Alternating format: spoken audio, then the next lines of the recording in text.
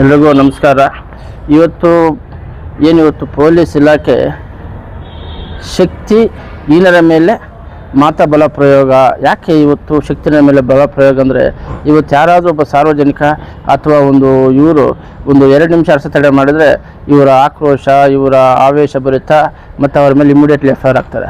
ಆದರೆ ಇವತ್ತು ಪೊಲೀಸ್ ಇಲಾಖೆ ಯಾವುದೇ ಪೊಲೀಸ್ ಇಲಾಖೆ ಅನುಮತಿ ಪಡೆಯದೆ, ಯಾವುದೇ ರೀತಿಯ ಮಾಹಿತಿ ನೀಡದೆ ಏಕಾಏಕಿ 4 ಗಂಟೆಗಳು ರಸ್ತೆ ತಡೆ ಮಾಡಿದ್ದಾರೆ ಶಿಡ್ಲಘಟ್ಟ ನಗರದ ಬಸ್ ನಿಲ್ದಾಣದಲ್ಲಿ.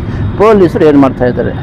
ಯಾಕೆ ಇವ್ರ ಮೇಲೆ ಕಾಲು? ಒಂದು ಕಡೆ ನಮ್ಮ ಗೃಹ ಸಚಿವರು ಮತ್ತು ಮುಖ್ಯಮಂತ್ರಿ ಡಿ ಕೆ ಶಿವಕುಮಾರನ್ನು ಹೇಳ್ತಾರೆ, ಪೊಲೀಸರಿಗೆ ಕೊಟ್ಟು ಸೂಚನೆ ಕೊಡ್ತಾರೆ, ಲಾ ಆ್ಯಂಡ್ ಆರ್ಡರ್ ಫಾಲೋ ಮಾಡಿ. ಇಲ್ಲಿ ಮಾಡ್ತಾಯಿದ್ದಾರೆ. ಅದಕ್ಕೆ ನಮಗೆ ಅನುಮಾನ ವ್ಯಕ್ತಪಡಿಸ್ತಾ ಇದೆ. ಪೊಲೀಸರ ದರ್ಪ ಶಕ್ತಿಹೀನರ ಮೇಲೆ, ಬಲಾಢ್ಯರ ಮೇಲೆ ಇವರ ಜೀರೋ.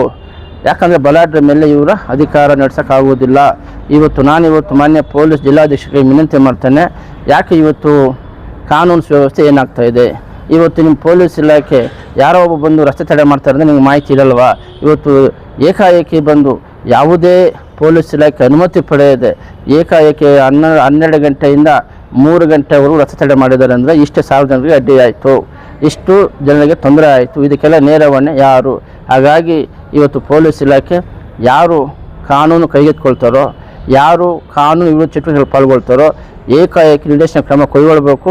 ಇಲ್ಲದೆ ಹೋದರೆ ಮುಂದೆ ಆಗುವ ಅನಾಹುತಗಳಿಗೆ ತಾವೇ ನೇರ ಜವಾಬ್ದಾರಿ ಪೊಲೀಸ್ ಇಲಾಖೆ ಅಂತ ಹೇಳ್ತಾ, ಈ ಮಾಧ್ಯಮದ ಮೂಲಕ ಮುಂದೆ ಆದರೂ ಕೂಡ ಪೊಲೀಸ್ ಇಲಾಖೆ ಕಟ್ಟುನಿಟ್ಟಿನ ಕ್ರಮ ಜರುಗಿಸಬೇಕು. ಯಾರಾಗಿರಲಿ ತಪ್ಪು ಅಂತ ಹೇಳಬೇಕು.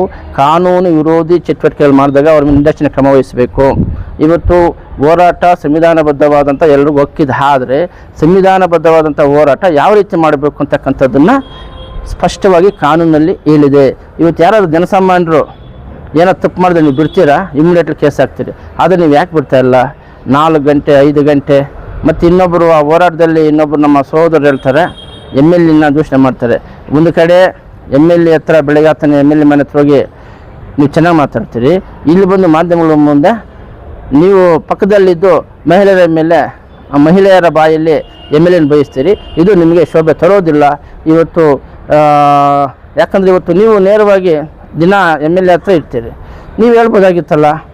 ಹಾಗಾಗಿ ಶಾಸಕರು ರೈತರ ಪರವಾಗಿದ್ದಾರೆ. ಆಮೇಲೆ ನಮ್ಮ ಮಾಜಿ ಜಿಲ್ಲಾ ಉಸ್ತುವಾರಿ ಸಚಿವ M. ಸುಧಾಕರಣ್ಣ ರೈತರ ಪರವಾಗಿದ್ದಾರೆ. ಸರ್ಕಾರ ಏನು KDB ಎಲ್ಲ ಮಾರ್ಗಸೂಚಿಗಳನ್ನು ಮುಕ್ತಾಯಾಗಿ ಅಂತಿಮ ನೋಟಿಸನ್ನು ಕೊಟ್ಟಿದೆ, ನಿಮ್ಮ ಭೂಪರ್ಯವನ್ನು ತಗೊಳ್ಳಿ ಅಂತೇಳಿ. ಹಾಗಾಗಿ ಸರ್ಕಾರ ಯಾವುದೇ ದುಷ್ಟಶಕ್ತಿಗಳ ಕೈವಾಡಕ್ಕೆ ಮಣಿಯದೆ ಕಾನೂನು ಚೌಕಟ್ಟಿನಲ್ಲಿ 6(1) ನೋಟಿಸ್ ಕೊಟ್ಟಿದ್ದಾರೆ. ಆ 6(1) ನೋಟಿಸ್ ಪ್ರಕಾರವಾಗ ತುರ್ತು ಭೂಪರ್ಯಾಯ ನೀಡಬೇಕು ಅಂತೇಳಿ ಮಾಧ್ಯಮದ ಮೂಲಕ ರಾಜ್ಯ ಸರ್ಕಾರವನ್ನು ಒತ್ತಾಯ ಮಾಡ್ತಾ ಇದ್ದೀನಿ. ನನ್ನ ಹೆಸರು ಭಕ್ತಳ್ಳಿ ಪ್ರತೀಶ್ ಅಂತ, ಜಿಲ್ಲಾ ಪ್ರಧಾನ ಕಾರ್ಯದರ್ಶಿ ಕನ್ನಡ ರಾಜ್ಯ ಸಂಘ ಹಸಿರು ಸೇನೆ.